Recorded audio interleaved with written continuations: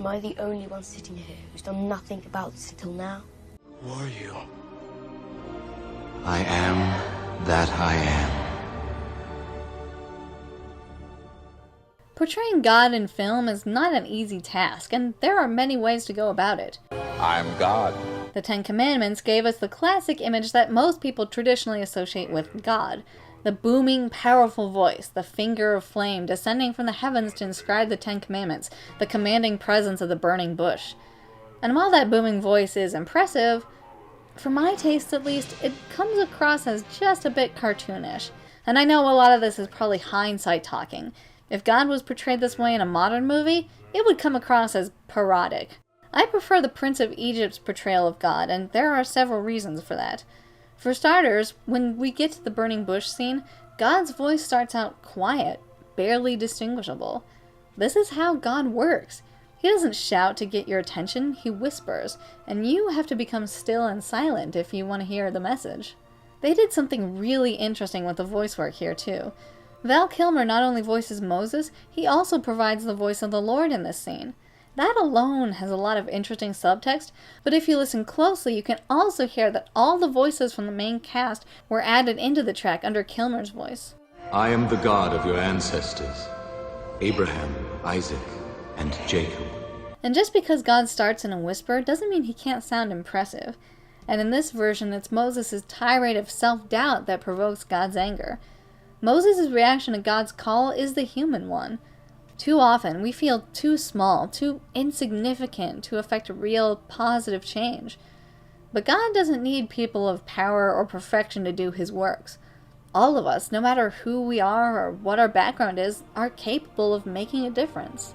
Who made man's mouth? Who made the deaf, the mute, the seeing, or the blind? Did not I? Now go! And it's the contrast to the whisper that makes this shout so effective. Many people tend to think of the God of the Bible as two separate beings, the vengeful God of the Old Testament and the loving God of the New Testament. But they are one and the same. And here you feel everything, all the power and all the love. The image of the burning bush is so iconic at this point, and the Prince of Egypt manages to make this scene both familiar and distinct. A combination of impressive voice work and stunning visual effects, backed up by one of the most beautiful moments in a musical score. The effect is awe-inspiring. I'm not ashamed to say this thing makes me tear up every time I see it. And what really brings it all home is the animation on Moses.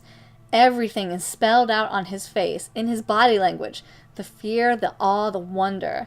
He looks like a man who has just experienced something transcendental and can't wait to share it with someone. And then DreamWorks does one of my absolute favorite things ever in animation, dropping out the dialogue and letting the acting do the talking as Moses relates what's just happened to his wife.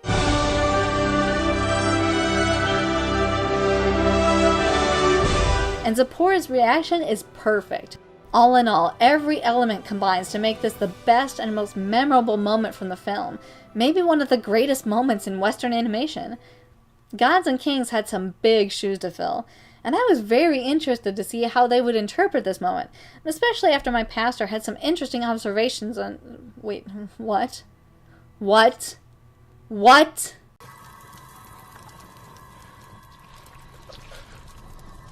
They buried Moses in mud. They buried him. Yeah, okay. Here's an idea. Let's take our protagonist at the single most crucial moment in his emotional journey and bury him up to his face in mud so that he cannot react to what is happening. Whose idea was this? I guess this could have been an interesting idea, in the sense that Moses is kind of haughty in this version, and so God maybe has to hold him down to get him to listen, but the implications of that are not so good. God doesn't force people to listen to him. In fact, in the Bible, Moses protested so much that God had the wrong man, that God eventually just threw up his hands and said, "Fine, I'll send your brother Aaron instead, jeez." And arresting Moses in mud like this removes any chance of a strong emotional connection to this moment. In The Prince of Egypt, the acting and the animation was a huge part of what made that scene work so well. Take away Moses' mobility and you remove an important aspect in getting his emotions across. Although I will say this about this scene. I like this movie's interpretation of portraying God as a little kid. That at least was an interesting idea with some very strong potential. Children are often seen as being very innocent and more in touch with the energy of the universe because they're so new to the world and open-minded. When Jesus said that no one would enter the kingdom of heaven except as a child, he didn't mean that a person has to come to faith when they're young to be saved. He meant that you need a child's sense of wonder to know God. So having God speak to Moses as a child, through the mouth of a babe as it were, could have been an extremely subtle and interesting choice, not to mention unique to this film. However... I think my leg is broken. More than that. Who are you? Who are you? Nice of you to come. Where have you been? Watching you fail. They're nothing more than flesh and blood. I want to see them on their knees, begging for it to stop! The child speaking for God is a whiny, arrogant brat. He belittles Moses the whole time, and on the whole, their conversations do not come across as a man communicating with the divine. They banter, they hurl insults at each other. As much as Prince of Egypt wanted to show God as a loving being seeking a personal connection with his children, God was still in control. The God in this movie might as well have been a human character the way he and Moses interact, which really is like two military officers disagreeing on strategy. Speaking of the military... I need a general. No. You've missed the point entirely. God was not looking for an army to bring the Hebrews out of Egypt. Gods and Kings is trying to make the connection that God needed a strong military force to free the Hebrews, and that Moses, a former general, was the perfect candidate for the job. But again, the point is that Moses wasn't the perfect candidate for the job. He didn't need to be perfect to be called. And then there's the fact that when Moses resists God in this version, God stalks him, at one point replacing his son's face with his own. And it comes across uncomfortably like a haunting, like a man being possessed. Also, do you know what the deal is with these stones? Because I sure don't.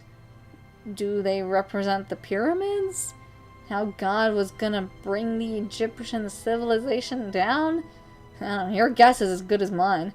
We'll just pretend like everything else in this film that this has some kind of deep significance. It really is astounding how far off the mark this movie is with, well, just about anything. But if they were going to get just one thing right, it would have been nice if that one thing was their portrayal of God. And what makes it worse is this concept of God as a child is truly interesting. One of, if not the only, interesting ideas in this movie. And even then, they let all that potential go to waste. You don't need me. Maybe not. Is this where you found me? I thought you people were meant to be good storytellers. We've come to the most important part in any film, and unfortunately, it's the part in which Gods and Kings is the most lacking. And it starts right at the very beginning. Even if you're not very religious, chances are you know the story of Exodus. It's a very famous story. If you're going to adapt this story into a film, you need to bring something fresh to the table. So how does Gods and Kings choose to start the story?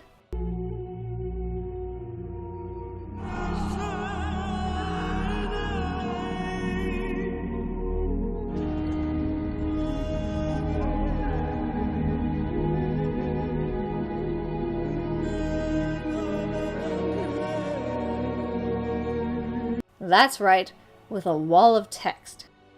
Remember how Prince of Egypt opened?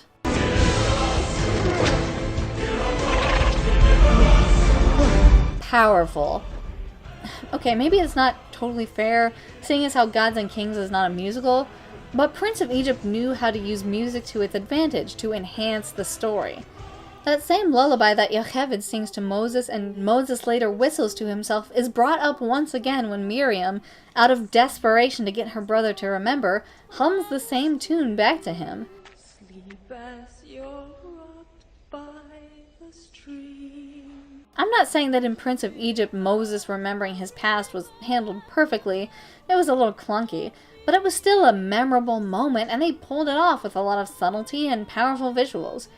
How does Gods and Kings break the truth about Moses' past? The year of your birth, there was a prophecy that our leader would be born to liberate us from our bondage. Yep, that's right. They sit around and talk about it. Again, chances are good the audience knows this stuff. Sitting down and just telling them everything again is going to bore them. It's like, oh, you know what it's like? She took you in a basket to the banks of the river. But when he showed up, it was his father he was to fight. The Hittite army has 16,000 troops camped outside Kadesh. They haven't been able to conquer big cities like Ba Sing Se. In the battle, a leader will be saved, and his savior will someday lead. But when everyone bowed, I didn't bow back. Both Gods and Kings and The Last Airbender miss the most important part of the storytelling process. That it's not about what's being done, it's about who's doing it and how they feel about what they're doing. Gods and Kings doesn't care about building strong characters that you can relate to. It doesn't care about telling a good, interesting story. Important information is something to be dumped out as quickly as possible so we can move on to the next visual effect and impressive crowd scene. I saw a lot of reviews online that said Gods and Kings only really cared about the special effects and the visuals, and I would probably agree. But at the same time, the special effects aren't that, well, special. Oh, they're good, they're fine. They're impressive in places. But it doesn't feel like anything we haven't seen before. And I'm sorry, but even in the case of special effects, I'm still gonna have to favor Prince of Egypt. The visuals in that movie are breathtaking. The special effects are even more distinct and creative than in the live-action version. I especially love the scene of turning the Nile red. There's an obvious effort put into the effects here, to make it clear that Moses really is turning the river to blood, while the priest just used colored powder. It's that attention to detail that makes Prince of Egypt feel so grounded. There's a great sense of scope and size in Egypt with these massive backgrounds, and the film uses color psychology to great effect, contrasting the pristine white monochrome of the Egyptian palace with the bright, warm colors of the desert. Moses, the lead character, is dressed in red, the most eye-catching color, to make him distinguishable, and his wife wears blue to highlight the contrast in their personalities. Everything in Gods and Kings is decidedly monochrome. Yeah, I know live action tends to be more muted in terms of color palette, usually to avoid a garish and cartoony look, but it goes deeper than that. Prince of Egypt had everything. Big moments to contrast the small ones, light moments to contrast the dark, moments of joy to offset the tragedy. Gods and Kings is simply not that subtle. There's no ups and downs, there's no emotional connection to what's happening, and it made for an incredibly hard film to sit through. The Ten Commandments was also a long film, but it made the most of its screen time, establishing these really complex characters and their relationships in interesting ways. Everything is clear, everything flows. Yes, there is some cheesiness in the acting, and some parts of it do seem a bit dated, but it stood the test of time for a reason. The acting and the storytelling and even the effects do still hold up. Prince of Egypt, meanwhile, was not a big box office success when it was first released, but over time has gained a lot of appreciation with both religious and secular viewers alike. Prince of Egypt starts off with a disclaimer that the studio took certain liberties with the Exodus story, but told it in such a way that they felt was still true to the spirit of the story. And it's that attitude that sets the tone of the entire film. It was not a perfect movie, but it knew how to tell a good story, with good, strong, relatable characters. The gorgeous visuals and the beautiful music were just icing on the cake. In Gods and Kings, it's clear that the story was not the priority. The focus is on the special effects, and they are not enough to carry the film. It doesn't work as an adaptation of the Exodus story, and it doesn't even work as a standalone film because it misses the basic elements of what goes into good storytelling. The massive runtime does not have enough substance where it counts in the story or the characters to make a worthwhile viewing experience. The effects aren't interesting enough on their own to warrant checking it out, and even if you are a big fan of religious movies, you can probably skip this one. I guess it did one good thing, though. It made me appreciate the Prince of Egypt even more. Look at your people, Moses. They are free. I hope you all had a happy Easter. Thanks again for watching, and as always, I'm eternally optimistic, and I'll catch you guys next time. So how can you see what your life is worth, or where your value lies? You can never see through the eyes of man. You must look at your life through heaven's eye.